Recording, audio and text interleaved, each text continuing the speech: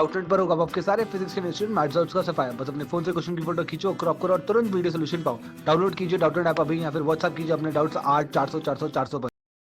Hello guys, इस question में कह रहा है कि which of the following statement is true regarding Bohr's model of hydrogen atom. ठीक है ना, बोर्स मॉडल हाइड्रोजन एटम के रिगार्डिंग में इनमें से कौन सा स्टेटमेंट ट्रू है। ठीक है, चलिए यहाँ पे हम एक स्टेटमेंट पढ़ते हैं और उसके बारे में जानते हैं। पहला स्टेटमेंट है कि orbital speed of electron decreases at it fell to the discrete orbit away from the nucleus. ठीक है ना, वो क्या बोल रहा है कि अवे फ्रॉम न्यूक्लियस जाएंगे तो इसका ऑर्बिटल वेलोसिटी इलेक्ट्रॉन का डिक्रीज होगा।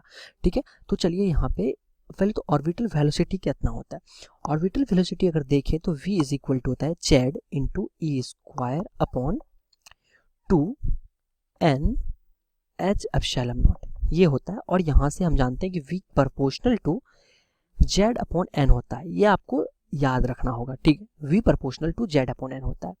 अब देखिए नंबर ऑर्बिटल ये जो है n क्या होता है, यहाँ पे n होता है यहाँ पे हमारे पास क्वांटम नंबर।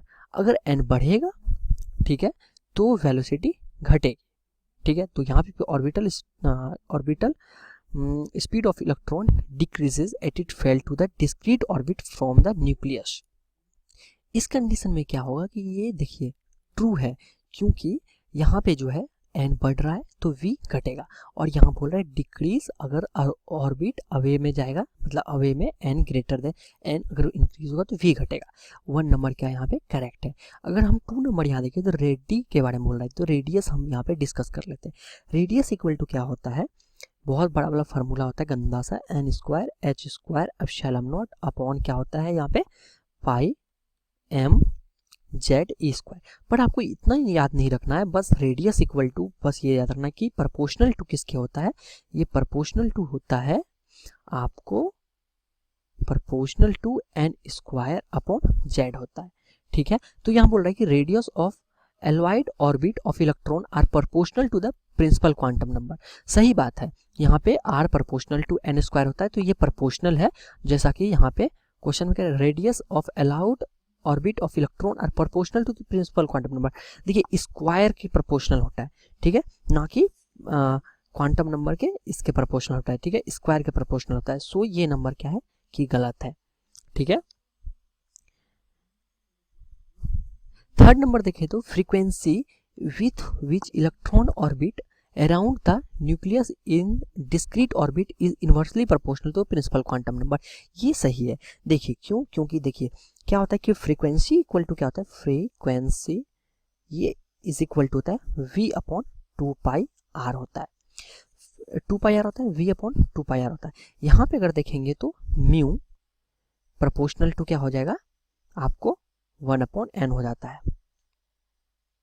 क्योंकि रेडियस में जो है यहाँ पे 2n स्क्वायर है। देखिए यहाँ पे n स्क्वायर है रेडियस में, और वेलोसिटी में हमारा यहाँ पे मैं जैसा कि पहला फार्मूला लिखा हूँ यहाँ पे n था, तो n और n कैंसिल हो जाएगा। सो 1 अपॉन n होता है यहाँ पे फ्रीक्वेंसी। ठीक है, म्यू यहाँ पे लिखा हुआ हूँ 1 अपॉन n। तो यहाँ पे ये नंबर ऑप्शन सही है कि यहाँ पे इन्वर्सली प्रोपोर्शनल होगा।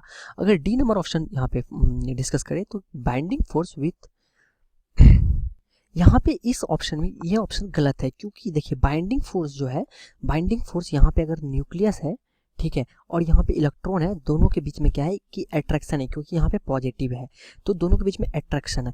इस बाइंडिंग यहाँ पे फोर्स जो होगा, अगर मान लीजिए कि आर यहाँ पे डिस्टेंस बढ़ाएंगे तो के Q1 into Q2 upon are square होता है। ठीक है, फोर्स जो होता है inversely proportional to R square होता है। तो रेडियस अगर बढ़ेगा तो फोर्स घटेगा, लेकिन यहाँ पे बोला हुआ है कि इज इंक्रीज, सो ये गलत है।